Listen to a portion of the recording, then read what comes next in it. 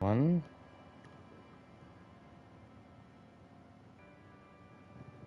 Is it starting? On my phone, the stream, and it's like coming up, and it's like, well, I don't want it.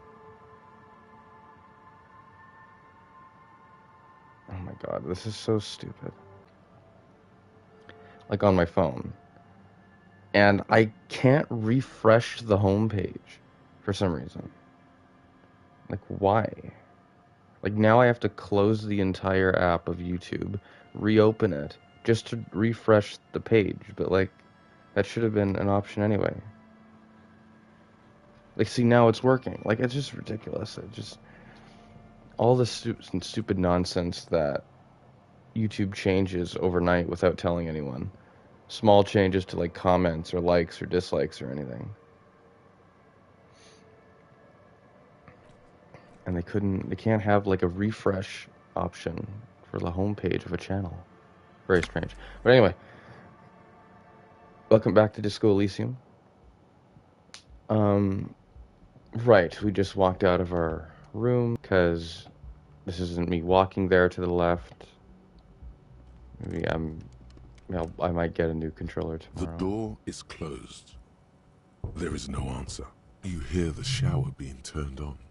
Somewhere inside, a tremendous loneliness comes over you. Everybody in the world is doing something without you. So alone. The door is indifferent to your loneliness. The world does not care. This door can only be opened with a key or from the inside. Still no answer. Jesus, no.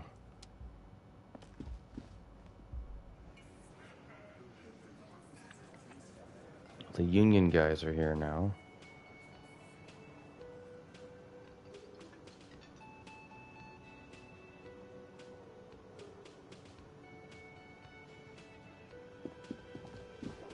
There he is. See, I can't, holy shit, I can't play Outlast anymore either. Wow, this is really bad. God doesn't exist because stick drift does, by the way. Just wanted to remind everyone of that. Looks like we can get to work at once. The Union muscle turned up. They look rowdy. We should talk to them.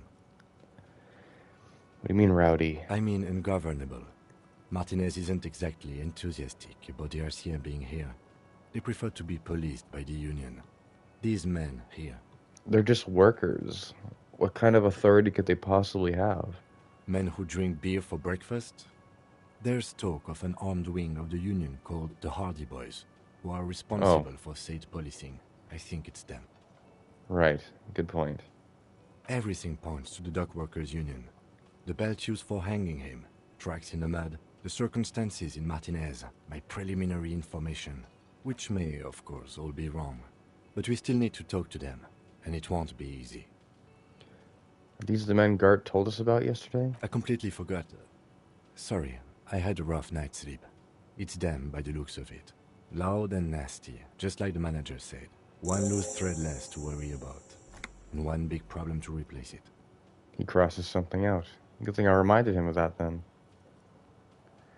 There are so many of them. Maybe we should... No, we're not doing that. That would just escalate tensions. No captain would sign off on it. Solving one murder isn't worth a conflict between the RCM and the Debarders Union. In fact, even the death of 2 detectives might not warrant an all-out war. So let's keep a cool head, okay? Got it. One more thing before we do. We don't have to talk to them immediately. We can walk right past them, continue with our business. But aren't you curious to know what they have to say about the murder? They're in no hurry to leave. They think they own the place. Anyway, I leave that choice to you. Whatever you decide is fine by me. Okay. Jesus. So I slept, though. Shouldn't that advance? No, I didn't, eh? It's like gameplay passing of time? Well, we're gonna get the advanced... Well, no, the advanced race theory is completely useless because we found a different way into the Union. Turns within the size so you can see right through them. The man ponders his cooking utensils and gives you a little nod, acknowledging your presence. Do you know what's behind that door? He looks up at you, then looks away quickly, shrugging and muttering something to himself. Shrugging is an international sign for, no, I don't know what's behind that door. You said you're friends with Manana. A slew of unfamiliar words and lively gestures. Then he falls silent again. What's in that borscht you're making there? The man says a couple of sentences in that strange language of his, and then seems to wait for you to speak. I'm pretty sure he asked you a question. He doesn't know your language. You can just say something cool in return. Mercury rising. Borscht need more vodka? He picks up a bottle from the shelf. Okay, so it's vodka that keeps the men happy and in good spirits. Clever move by the Union. Of course, vodka. Now that makes a very, very special borscht indeed. Turn it up and then ask for some yourself. Turning it up seems like a dangerous idea, honestly. The place is a powder keg.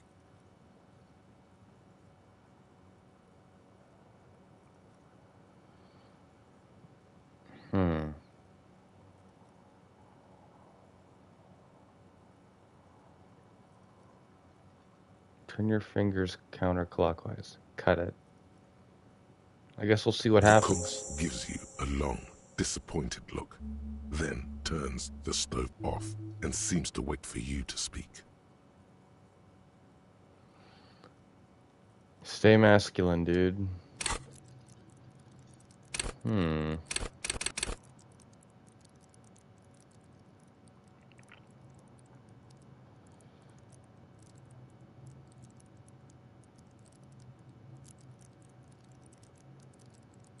God, my suggestion is so bad.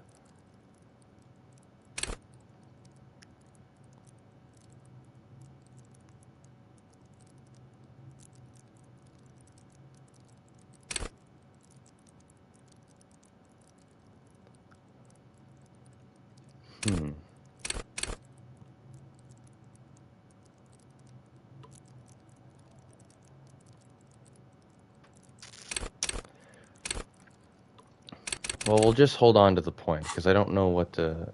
I have to be smart about what I committed to.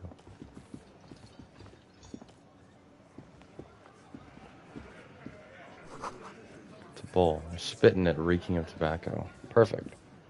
Let me handle this. Says to the crowd in the mess hall before turning to you. Detective disorientated.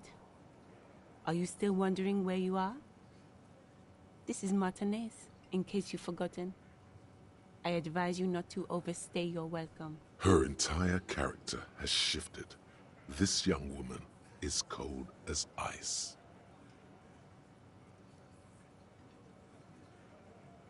You lied to me. You're not a gardener. That's right. I am not a gardener. I'm a legal counselor for the Dock Workers Union. So let's get to it. You're looking for Titus Hardy? You think he has information that will help you? Maybe he does. She points to the man on her right. That's Titus. Talk to him. But know this. I'll be keeping an eye on you. No strong arming.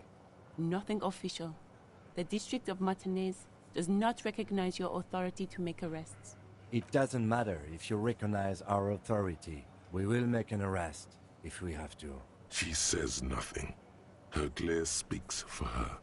Could this be the Miss Buford that Easy Leo mentioned? The one Mr. Everett sent to law school? Are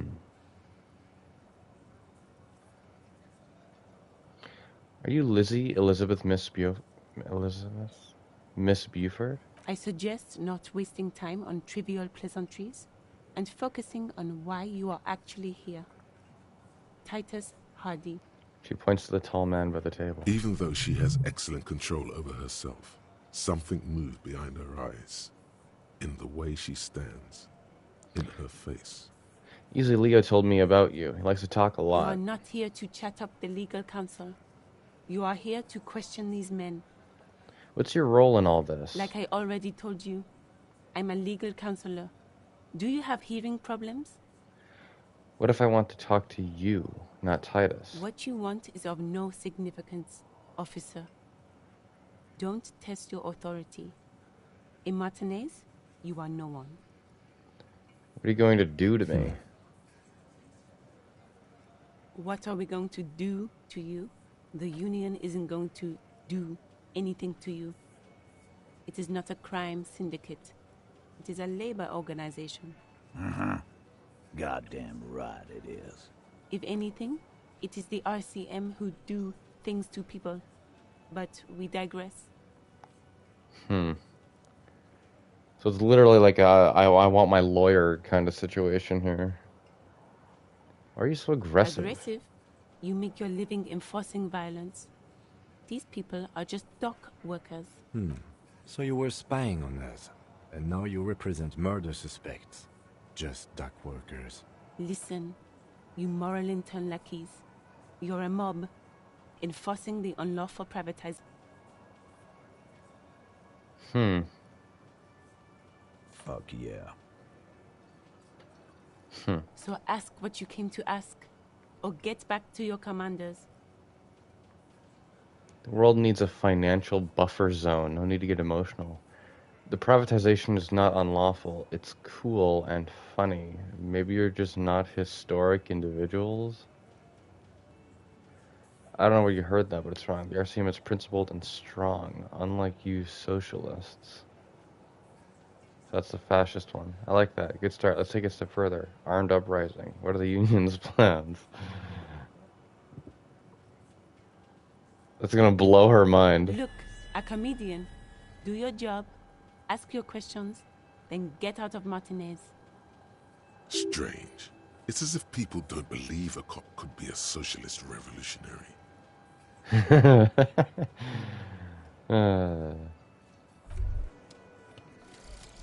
Advanced race theory. Oh, this better be good. Everything is calm in the eye of the race storm. Your mind is lucid and bright. The mind-bending phylogenetics appear more distant and, to be fair, a little ridiculous. The great race mystery has cleared up. All that's left to do is verbalize your thoughts. Go and talk to Measurehead about your newly found insights. Learning cap for rhetoric raised to 5, but it was already 5. Conceptualization going up by 1's always nice. Mystery is mostly aesthetic. I kind of like this. We're like... Because notice how the solution doesn't say that you have personally subscribed to the concept of, like, race theory. Or advanced race theory. But, like, you could choose what to do with that clarity. Like... You could, you know, acknowledge it for what it is, which is vile and ridiculous. Or you could subscribe to it, if you chose to do so.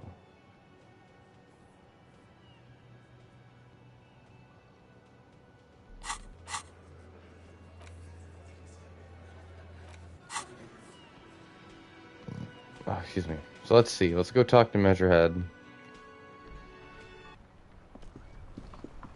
And we'll see.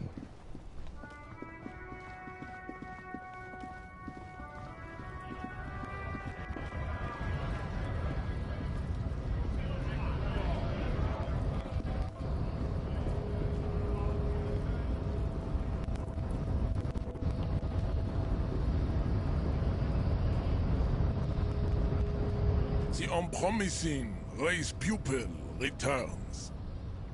Kim, what do you think about this? I think this racist is better than the last. But the next racist will be the really good one. That will be the... We are lucky racist. He will grant us 3 wishes. Your pedomorphic friend has quick wits, a protruding occiput, and an indented zygomatic bone. Sure. The lieutenant does not flinch. You should keep him close. The congenital defect of farsightedness does not render him a complete invalid. he still has the use of his mind. Why are you not with the Hardy Boys? I am not the first line of defense. I am the last. In addition, these so-called Hardy Boys are an effeminate clique of bodybuilders. Their company is spiritually degrading. It's just he entertains me. I don't think I like him, this guy, but he entertains me for sure. You pick up on something artificial in his tone, like he's putting on an act. This is unlike him. He is usually more himself. There's more to it. What have you got against him? Fine. They have recently fallen under the influence of a possibly sexually perverted female vagrant and a narcotics peddler. It's shameful. Who do you mean? Find out for yourself. Endomorphic blob. Interesting. Let's go over that funky... I think I know what the race enigma is. And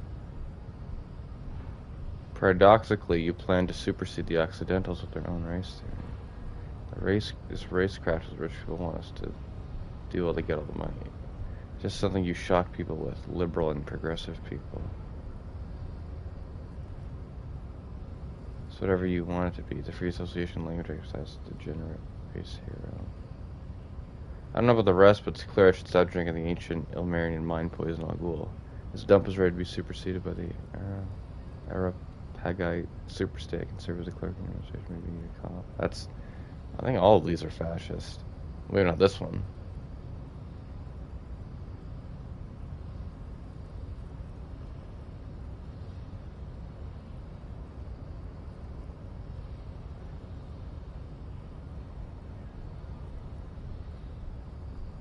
Free association language exercise. Is that the liberal option? Is that the communist option? I don't know.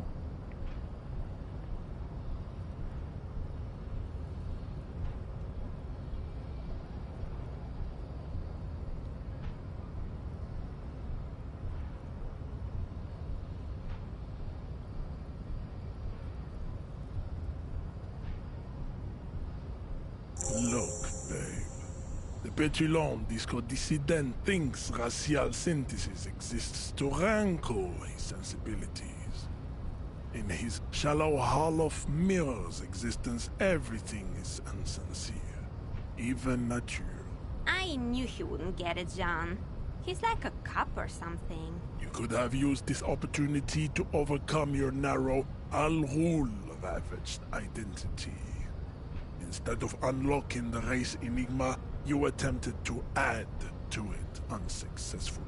Take solace from the fact that these thoughts will never entirely leave your brain. Heroism in your body. Now go. I have beauty and truth to discuss with my woman. Damn, Jean. How are you so romantic? Oh my god. Was there an out of this for you with success? Or was the rhetoric game rigged? I can't tell. I can. I chose to pick the one that didn't humor him because I wanted to get the task done with, and I can already get into the harbor, so it doesn't really matter. There is nothing funky about them. I cannot possibly imagine what else we have to discuss, Tibere Vacholian. Your love for disco music and venereal disease? Wow.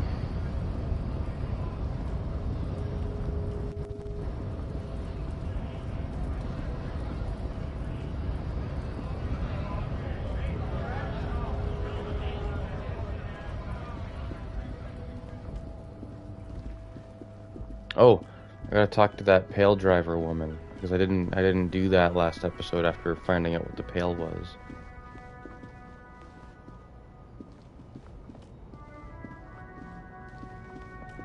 Here we are.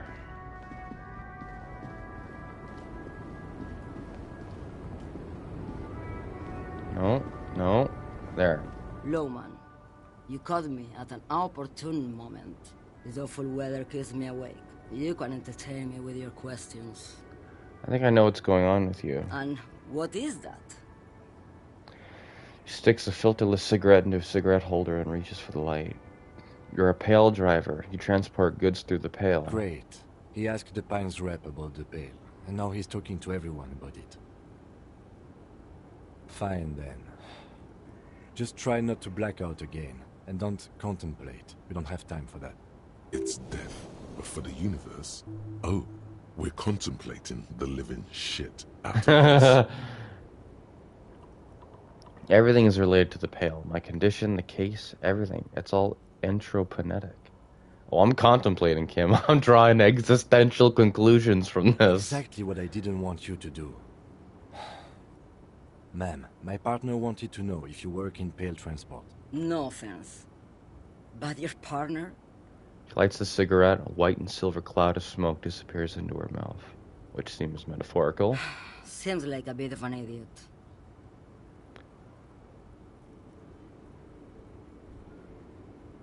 I'm not an idiot. I'm a detective of the RCM. Don't say I'm an idiot. I blacked out after a night of heavy drinking and lost all memory of the world. I blacked out from sheer heartbreak and lost all memory of the world. Like Gabriel Buenguerro in Segúreme, Paraíso. You're the opposite of me, then. I remember everything. Even the things I never knew. Things you never The knew? smell of liquor on Gabriel's lips after the shoot. In the motor park. The roses on the day of Franco Negro's coronation. On the grand stairs of Ryle. The smoke from the Fowling piece when Dolores Day was shot. The look on her face, like an orgasm. The wound in her chest. My hand in my father's hand. Except I never had a father. And I never shot her innocent as Dolores Day. Over radiation? Heroic doses, Hervia. Heroic. Isn't that dangerous? Thought insertion? Dithering? The Grad Catala Magistral? It's more than dangerous. It's sad. But at first I had to make a living. Now, when you've seen it all go away like that, rolling off like the sea, and then come back to this... She gestures at the square. The broken horse monument, the clanging of machines in the distance. What are we doing here? For thousands of years, Gabriel. It doesn't have to be like this. We can just give up. We can just become a vapor.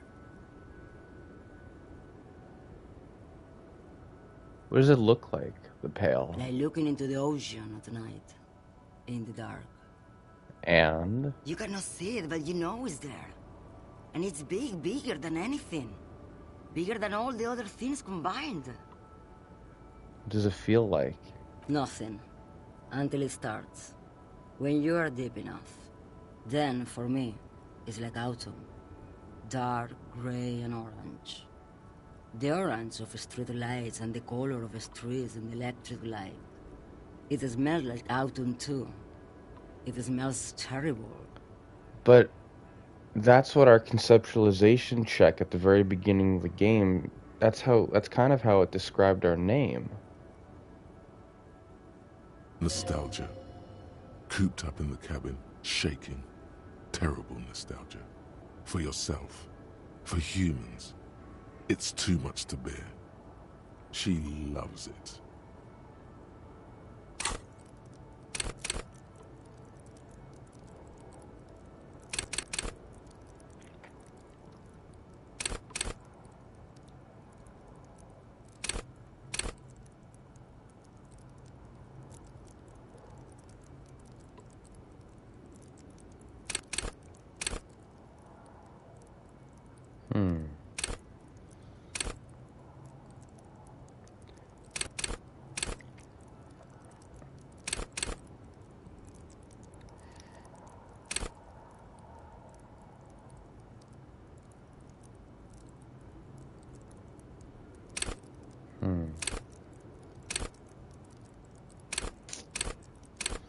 They're all good.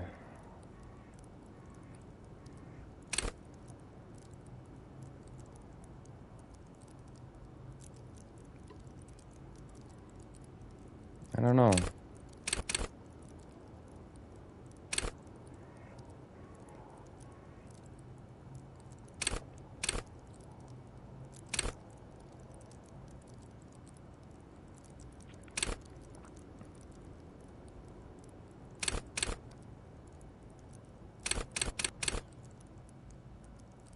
They're all good. I wish I could max them all out, but that's not how it works.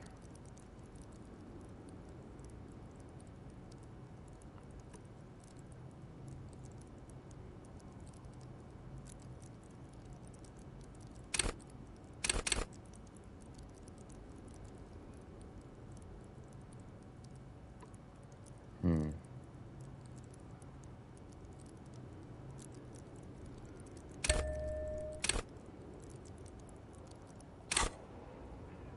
How do you pass through it? In the belly of an airship, behind the sail windows. So you don't look straight into it. It's not advised to look into it. Not on this lorry, then? Behind still windows. No, the same one, a roller. They all are nowadays. Special wheels for connecting to the floor of the hold. She points to the machines, clumped up like toys. One last thing, you said we can just become vapor. Yes. No elaboration.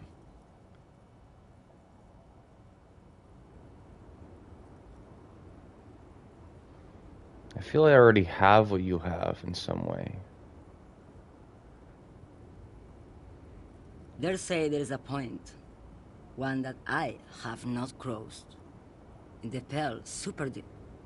If you stray too far, of course, on the U41 from home. No matter the direction. It's a point you cannot come back from. Your mind becomes so radiant with the past, there is a flip. Instead of writing, it erases memory, nearing some kind of indescribable finale.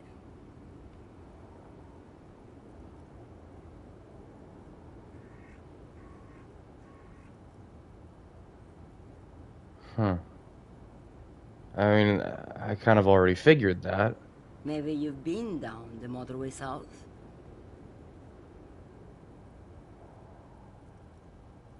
It's a Motorway story as south? lone horsemen tell. Lone horsemen, Sheriff, not Pale drivers. Way beyond the established Pale that's lit by radio frequencies, where it goes silent and dark, and the process begins. Erasure, kilometer by kilometer, in any direction. The motorway south is a road you cannot come back from. What is at the end of the motorway south? No one knows what's at the end. I've only glimpsed the beginning. I've only felt it in the distance, when I was a child. A child rowing on the lake. Ma'am? Josiane. Sigh escapes her lips in silence as she stares within herself. There is nothing more to do now. She's far away. She is receding in the clutches of some indescribable scattered emotion. A child descending. You've fried both your brains enough for today, Detective. He inspects her. No response. Let's get some air. This one's far gone. Shakes his head silently as he turns to leave.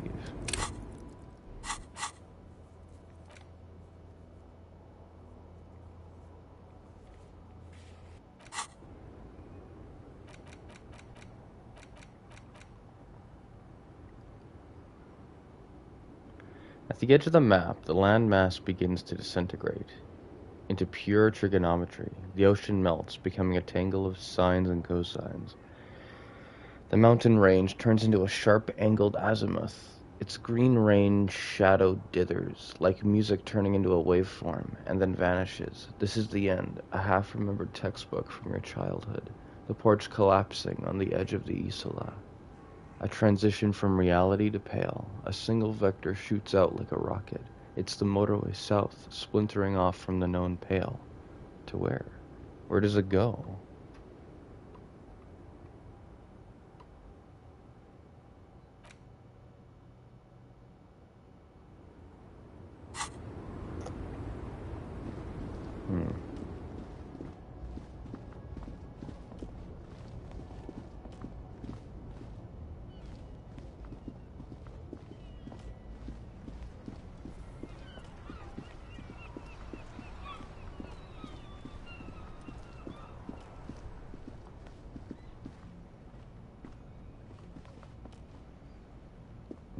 Over there.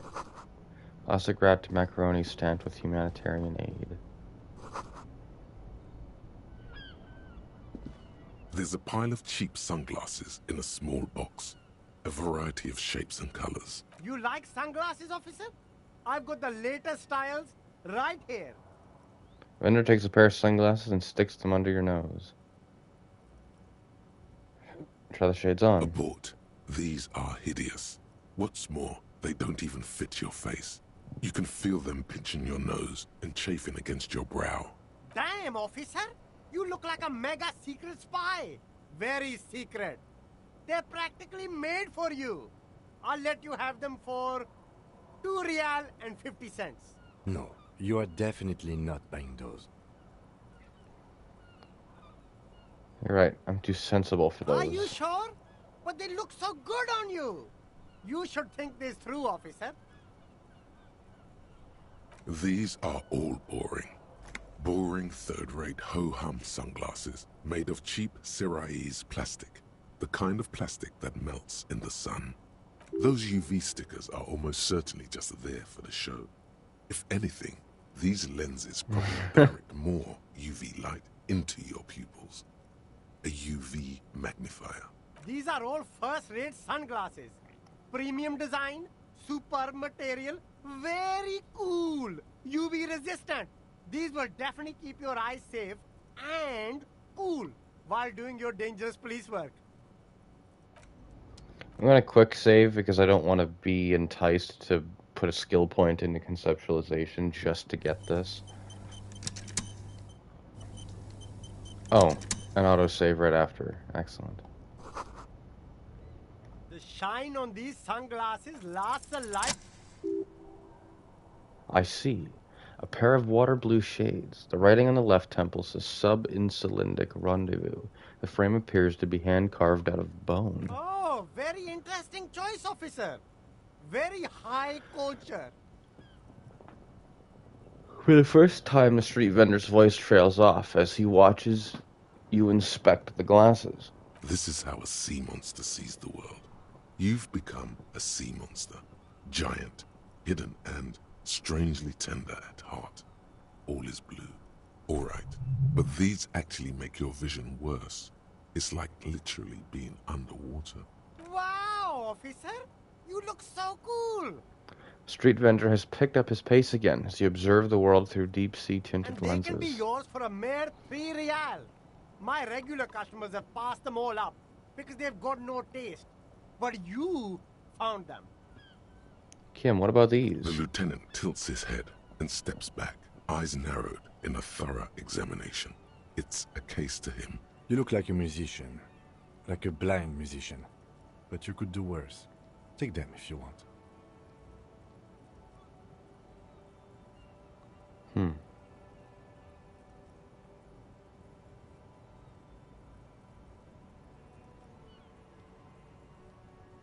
Still gotta hold on to the money. So, I know where they are.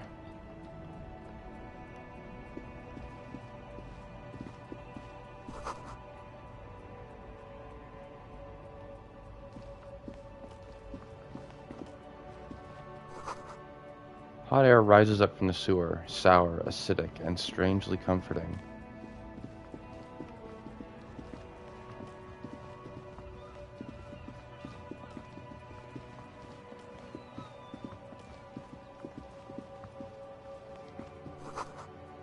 Water lock out of order until Wednesday, 7:15. Good morning to you, officers.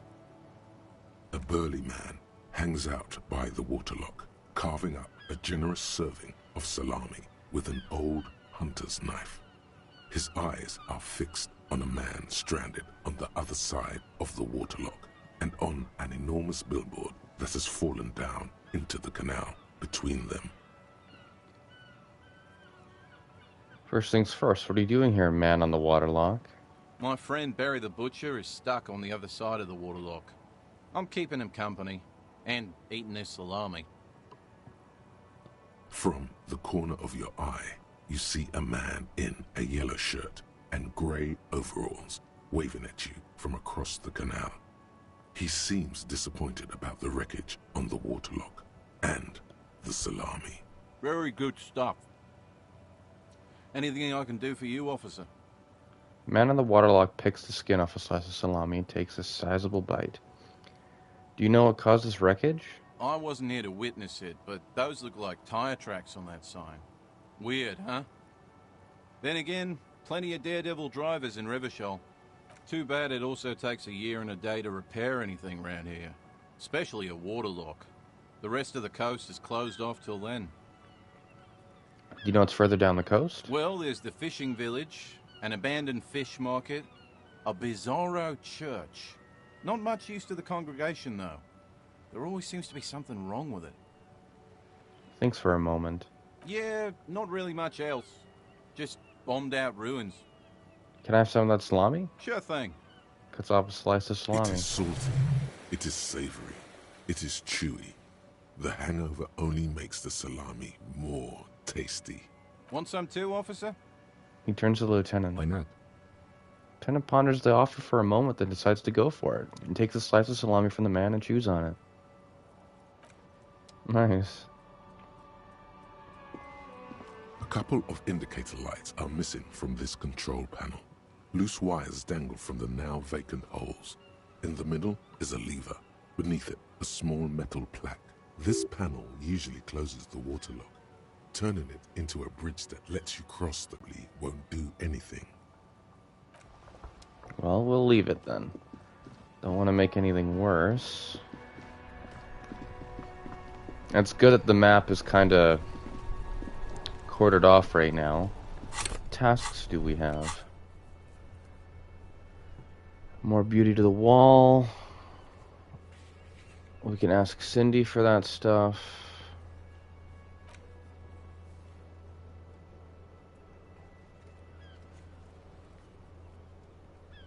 Right. We'll go with Everard. Oh. Right, we need to use the Kanema. We need to talk to the Lazarus as well. You see a set of steering levers, a radio microphone. This is Precinct 57. How may I assist you?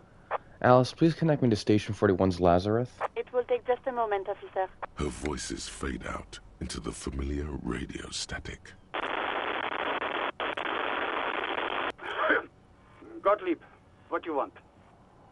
He's carelessly chewing on a piece of hard candy.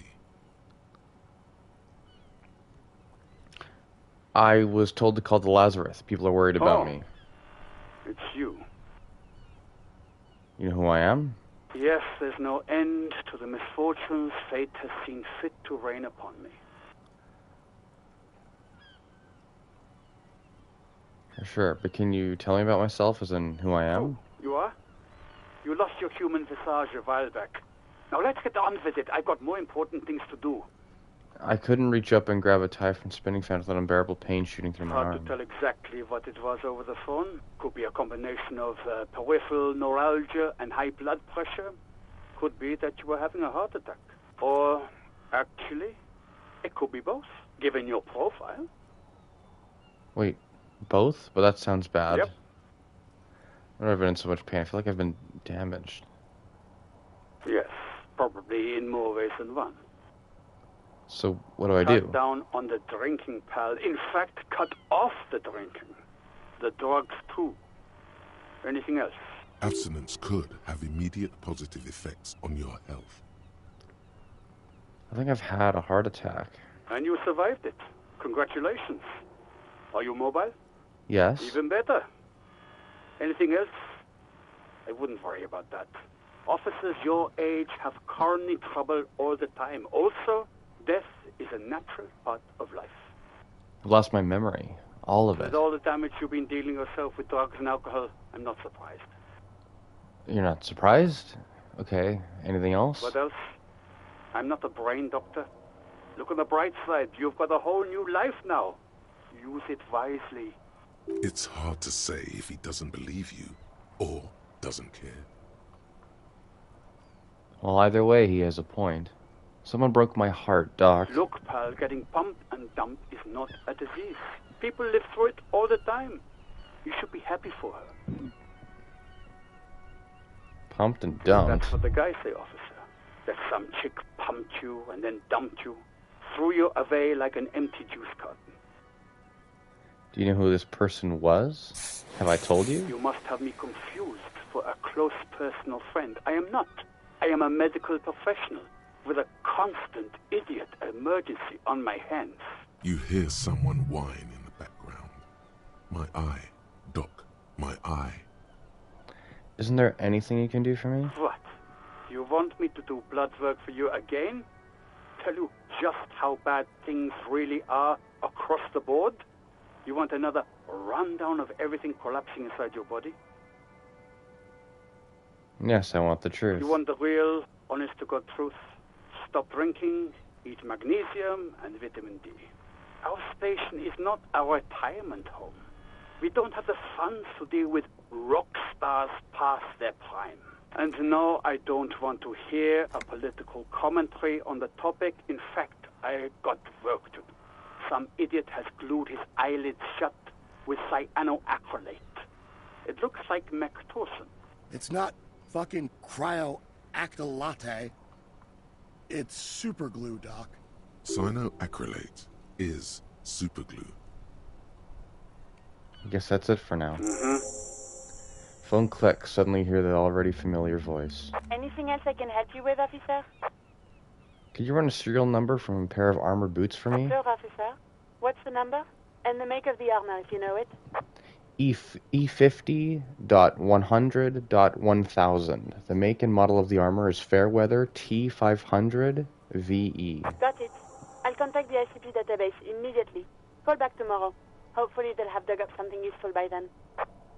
Okay. The International Collaboration Police, ICP, is an inter-Isolari law enforcement service, the crown jewel in the moral intern diadem, alongside EPIS and the coalition government. So they're like NATO or something?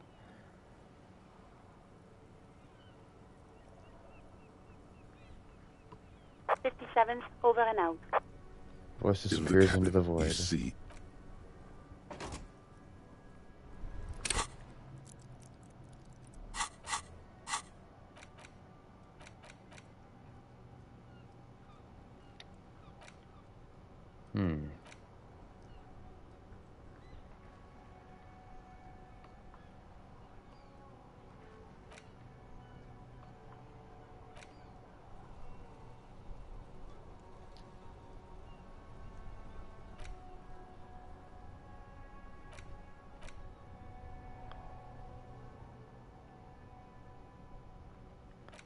Yeah, this one is really good. Suicide of Krasmazov. Right.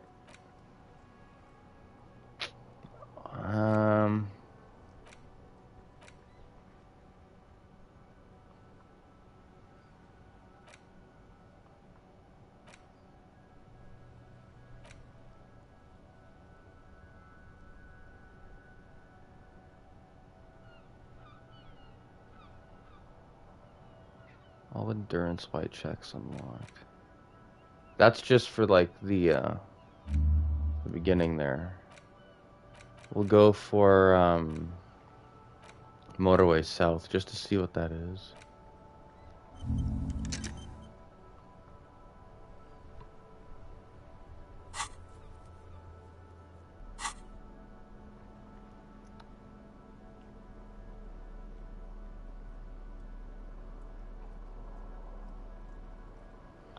Put on these glasses to counteract the visual calculus in the meantime. And now...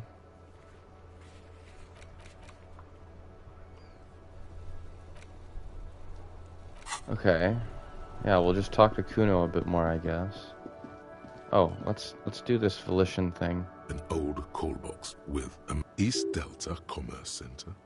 This must be the name of the doomed commercial area. No, we already know so much about the Pale. What do you mean? That definitely should add a modifier to this, but whatever.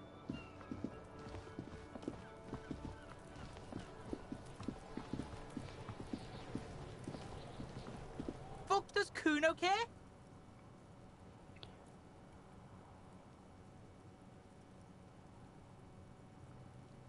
Kuno, I found your shack. You found Kuno's secret door to Kuno's secret shack. It was closed for 5,000 years. How the fuck did you get in? I pushed the pound. I phase shifted through the roofing materials. Shit. Get the fuck out of here. You can't do that. You can't do that, Kuno.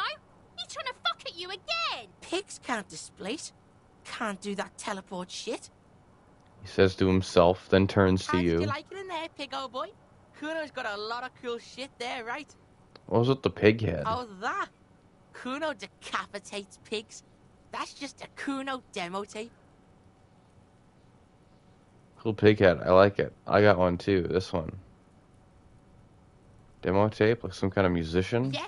Kuno plays on snuff radio. Fucks pigs. Live. Fucks their heads off. Kuno's a cop killer. Found a plate covered with powder residue. Know anything about it? That's where Kuno gets his daily hit of electric. Kuno Shazam. Kuno rides the fucking lightning in there, pig. Bet you'd like to ride the lightning too, wouldn't you? You feel tired and old, but you could have that sparkle in your eyes. What's at the tube of magnesium, Kuno? It's a vitamin, pig. Don't you know anything? He looks at you like you just pointed at the sun and asked what it was. You could use some. It's magnesium, right? Yeah, it's the mag.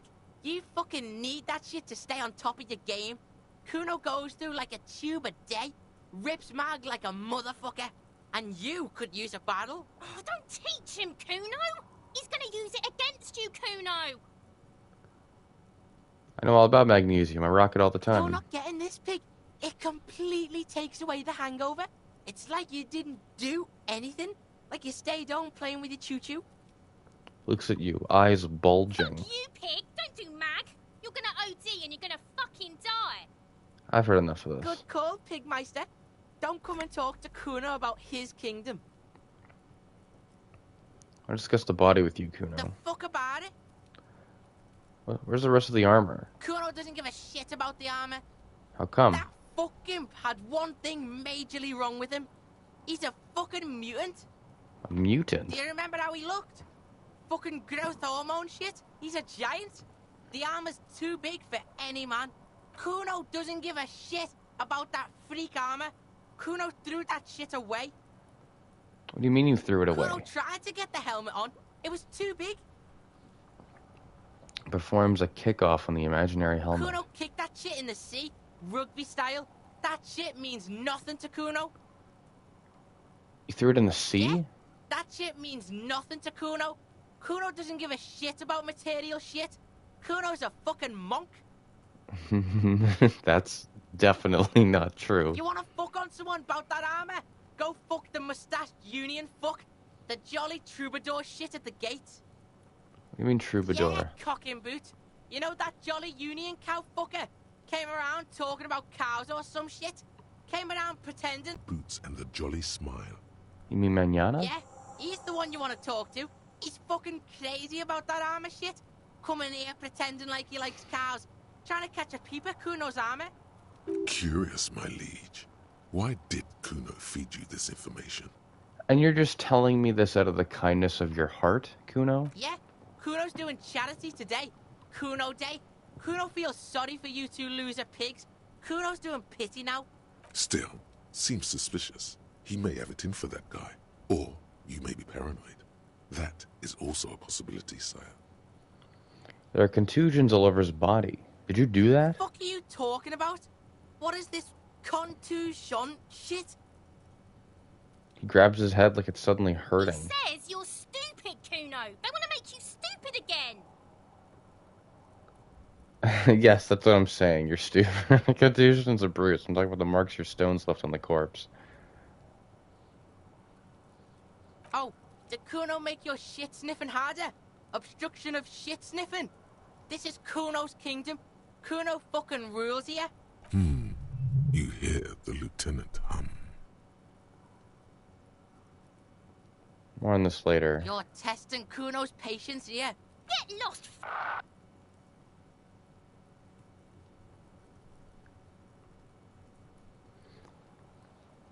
Kuno doesn't. I'm gonna quick save in case failing the white check is gonna be something really disastrous that I'm gonna regret. But I'm not going to save scum if it's, like, not a bad problem. What's going on is an ungovernable youth on your crime scene, throwing around incendiary language, trying to push your buttons, like you don't have enough on your plate.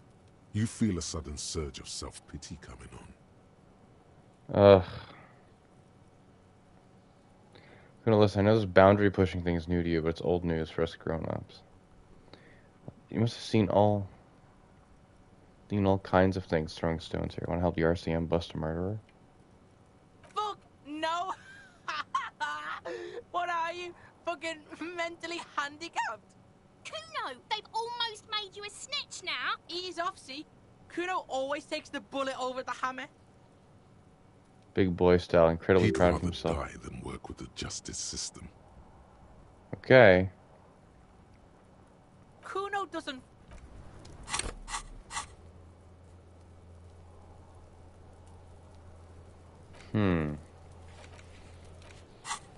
Well, we have to run past Manana in order to get to Evart anyway. So we'll be doing that. Maybe late game, I might ditch the Mazovian socioeconomics thought, but I hope that means I can still opt into being a communist if I don't have that Hola, thought. Wandering Man. How can I help you? Kuno told me you were supposed to know about the armor. The little boy had it good on his promise. It's To promise. get me into trouble. To sick the pigs on me. Pardon the choice of words. Not mine. So that's why he was helping us. What happened? I was asked to look into that armor situation. Official Union probe, you know. Track it down, see who took it. Did you? At first I thought, why not? Maybe the pieces can feed the strike. Buy us a few more days under the sun, you know? So I went to this boy. He said he'll make me his prison bitch. He's got eyes everywhere, and the cops in his pocket, and he's the king of Jamrock. Serves me right for doing menial footwork. I dropped that probe right then and there, and it still got me into trouble. One bad move is all it takes. So Kuno used us to what? Scare It's a you? minor nuisance. It's all good. Contemplates taking a swig from his flask. The probe into the armor. What did you learn? I learned that people don't want to talk to a drunk Union man about some armor. What else? Not much. Technical stuff mostly. That was the interesting part. What sort of technical stuff? I did some research into this armadura. Let's say I have friends at the library. I didn't get into the material science, just how it comes off. How does it come off? In parts. 4 in total. The helmet was the first to go. The kid says he tore it off and kicked it into the sea. I believe him. The boots were still on the guy last I saw. Too hard to remove. So, as I count, there are 2 parts missing. The gauntlets and the cuirass. This is where I left off. Too much hassle. More like a job for some militia. Hold up. 4 pieces. Helmet, cuirass, gauntlets, boots. What about the leggings? Oh, they're just gone. They don't exist anymore, if they ever did at all. Forget about them. I did. Ambitious. I'm gonna find all of it. All the pieces. All of it? There are junior officers out there, eager to prove themselves. I would leave some for them, and I would leave the boots to processing. But okay. Let's find all of it. It's implied he finds it unlikely that you will succeed in this. A Mesqui's epic then, all across Martinez.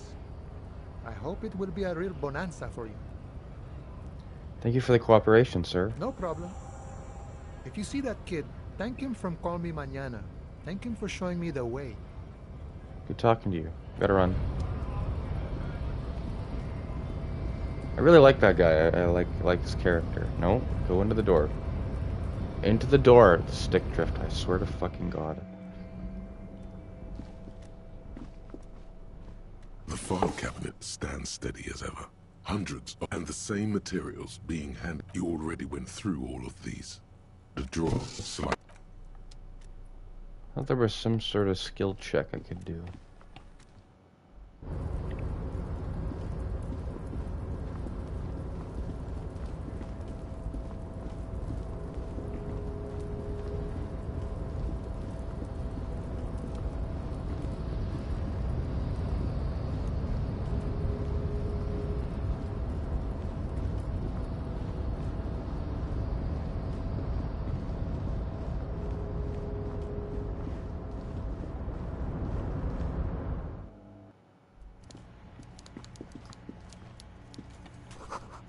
Coffee in the giant thermos is still lukewarm.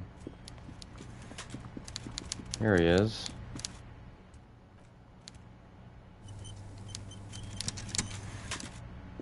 Before you is a walrus of a man, seated behind a large desk. He looks up from his work, not the least bit surprised to see you. With great effort, he straightens himself up in his chair, yet says nothing. He simply stares at you. Just leave. Are you in charge of the dock workers? Welcome, Mr. Dubois, Mr. Kitsuragi. It's good of you two to stop by. Please, have a seat. Gestures to a tiny chair opposite to his giant desk. I'm Everard Clare, head of the Debarders Union here in Martinez. Man relaxes into his chair and continues. I'd offer you my hand, but unfortunately my health prevents me from getting up. You understand? He looks extremely comfortable. The tiny folding chair, on the other hand, looks like a torture device. You go ahead, detective. Then the chair. He nods at you. Whatever he has in store for you, it can't be good, he thinks. I'll do my best. Forget about that. What's with this Dubois stuff? You're getting some seriously bad vibes from that name.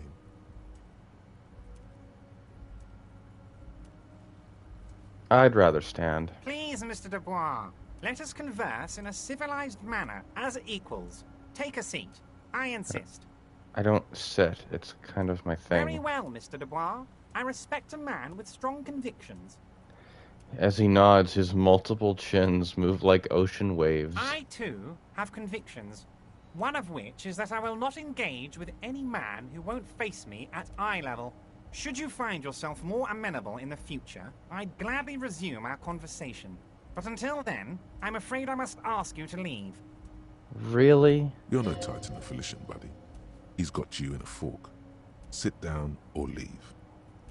Excellent, Mr. Dubois. I can see that you're a reasonable man, and reasonable men can be of great use to one another. Remain serious. So tell me, how can the head of the Debarders Union help a representative of the Revachol Citizens Militia today? The chair you're sitting on has got to be the most uncomfortable chair in the world. It's violating your backside. Oh, by the way, I heard you got a rather rude reception from a certain Lawrence Gart. Some people have no manners, it pains me to say. This should take care of that nonsense. Points to a giant novelty check on his desk. It's absolutely comically huge. It should be sufficient to cover your expenses for a few days and patch over your differences with a cafeteria manager. Go ahead, take it. Points at it Wow, again. That's 25 real. That's good money. You need it. Wait, you know Garth? Yes, I know Lawrence. He's a real character. No union man in him. A real piece of work, that boy is. With a grin, he points to the checker game. It's like you're on a game show. At least don't thank him for it. Take the comically large check, but don't say anything. Is there anything you'd like to say to me? Or... No. No, it's cool. Cool? I wouldn't go that far. I'm sure there are cooler things than delivering a comically oversized novelty check to a cafeteria manager. But, sure, He's if so that's what's cool nowadays. petty and insecure. Now, I'd like to set your mind at ease about one other matter. Your lost gun. Let me assure you, Union people are on it as we speak.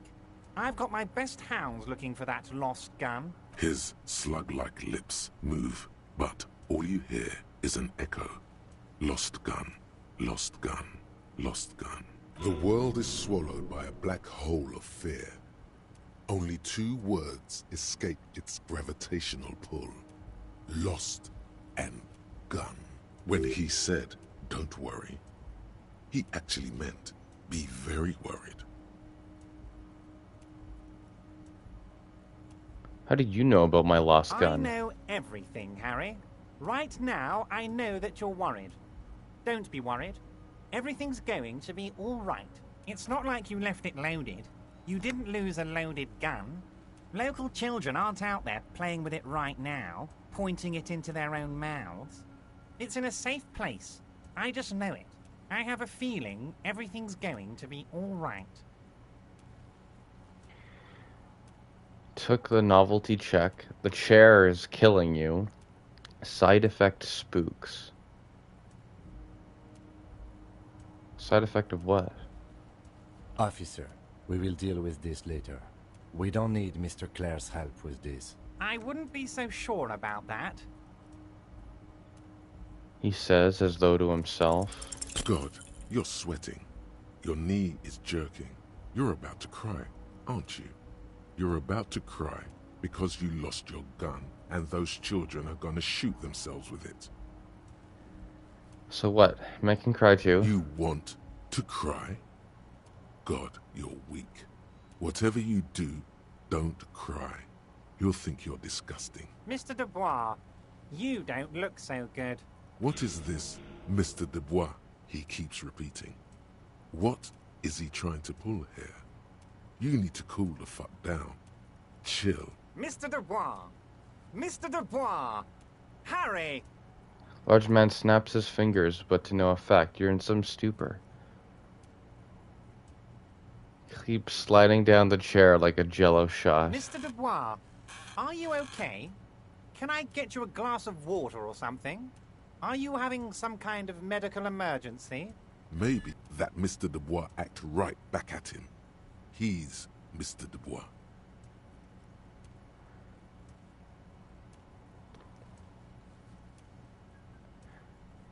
Actually, this chair isn't comfortable. I could use that glass of water. What an odd demonstration of... you got me, Harry. I don't even know what. As entertaining as it was, I'm afraid we're wasting our time. And I'm an extremely busy man, as I'm sure you are too. Okay, enough. We are here to ask you some questions pertaining to a murder investigation. Quick, here's your window. Get yourself together and ask him questions. Police officer questions. I want to talk about the hanging. Oh, of course. That's your main thing here. That's why you're in Martinez. I know everything that goes on around here, and I would love to discuss it with you. I mean, it's no secret that the lynching is connected to the strike. So much to talk about. Honestly, it's been weighing on me so heavily. I understand you need to interview me. But there's a thing that's been keeping me up at night. I want to talk about the hanging. I mean, if we could just calmly talk, exchange information, oh my we could God. blow this thing wide open. Yes, that sounds good. Let's do that. But I can't think straight with this thing weighing on me. You're police officers, aren't you? I have a crazy idea. You guys are basically door-opening machines, incredibly talented at opening doors.